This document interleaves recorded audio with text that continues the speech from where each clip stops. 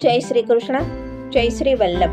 રાધે કૃષ્ણ સત્સંગમાં આજે શ્રી ગિરિરાજ ધરણ પૂજન પરિક્રમા વિશે થોડો સત્સંગ કરીશું. પણ તે પહેલા આપ રાધે કૃષ્ણ સત્સંગમાં જોડાવા માંગતા હોય તો લાઈક કરજો, શેર કરજો અને સબસ્ક્રાઈબ કરજો, જેથી આવતા નવા તમામ પ્રસંગો આપના સુધી પહોંચી શકે. ગોદાવરી નદીના કિનારે એક વિજય નામે પ્રસિદ્ધ બ્રાહ્મણ રહેતો હતો.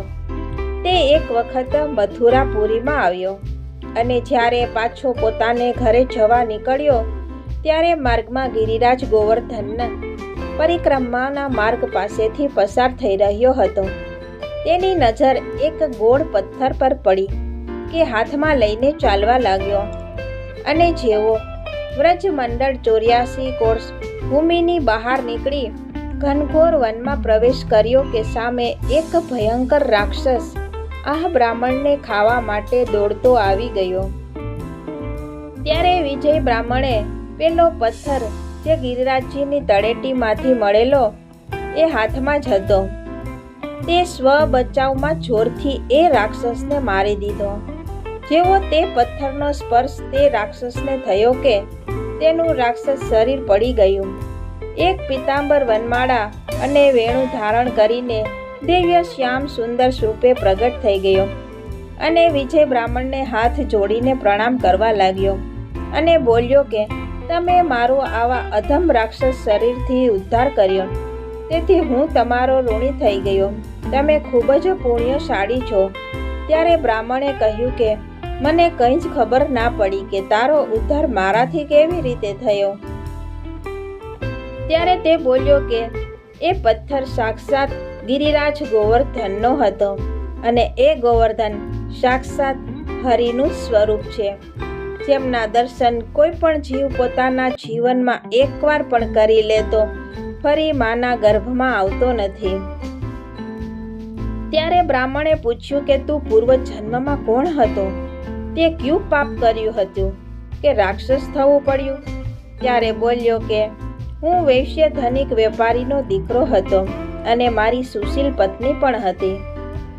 પણ મને પ્રથમ જુગારની લત લાગી, પછી શરાબની લત લાગી ગઈ અને છેલ્લે વૈશ્યાની લત લાગતા માતા પિતા અને પત્નીથી અપમાનિત થતા મેં માતા પિતાને ઝેર આપીને મારી નાખ્યા અને બધું ધન લઈને પત્નીની સાથે નગર છોડીને જેવો વનમાં આવ્યો કે મારી પત્નીને પણ તલવારથી મારી નાખી અને ધન સાથે પેલી વૈશ્યાને સાથે લઈને દક્ષિણ દિશામાં ગયો.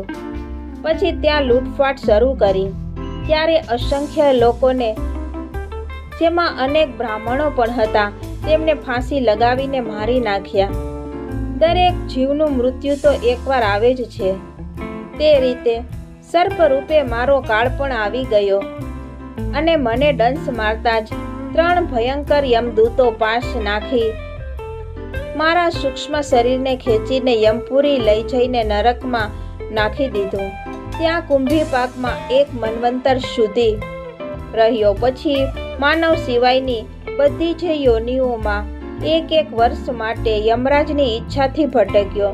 છેવટે મારી ભારતમાં જન્મ લેવાની વાસના હતી, તેથી અહીંયા ભારતમાં હું રાક્ષસ યોનિમાં આવ્યો અને એક દિવસ એક શૂદ્ર વ્રજ યાત્રા કરવા માટે જતો હતો. ત્યારે હું એ શૂદ્રના શરીરમાં અંદર પ્રવેશી ગયો અને યમના કિનારે પહોંચી ગયો. પણ ભગવાન શ્રી કૃષ્ણના પાર્ષદો મને જોઈ ગયા અને મારીને ભગાડ્યો. તેથી ભયભીત થઈને હું વ્રજમંડળની બહાર અહીં વનમાં ખૂબ જ ભૂખ્યો હતો. ત્યાં તને જોઈને ખાવા આવવા લાગ્યો. પણ સાક્ષાત શ્રી કૃષ્ણએ જ એ પથ્થર થકી મારી ઉપર કૃપા કરી, નહીં તો મેં પૂર્વ જન્મમાં એટલા બધા પાપ કર્યા હતા કે મારા આ રાક્ષસ શરીરથી મને કોણ મુક્ત કરી શકત. આ પ્રસંગથી વિજય બ્રાહ્મણને ખૂબ જ આશ્ચર્ય થયું અને હવે તે જ્યારે પણ તે વ્રજમાં જતો તો તે ખૂબ જ ભક્તિભાવથી શ્રી ગિરિરાજજીનું પૂજન અને પરિક્રમા કરતો. આવો છે ગિરિરાજ બાવાનો પ્રતાપ. તો આ સાથે જ આપણે આજના રાધે કૃષ્ણ સત્સંગને અહીં વિરામ આપીએ. ફરીથી મળીશું નવા પ્રસંગોની સાથે. જય શ્રી કૃષ્ણ, જય શ્રી વલ્લભ.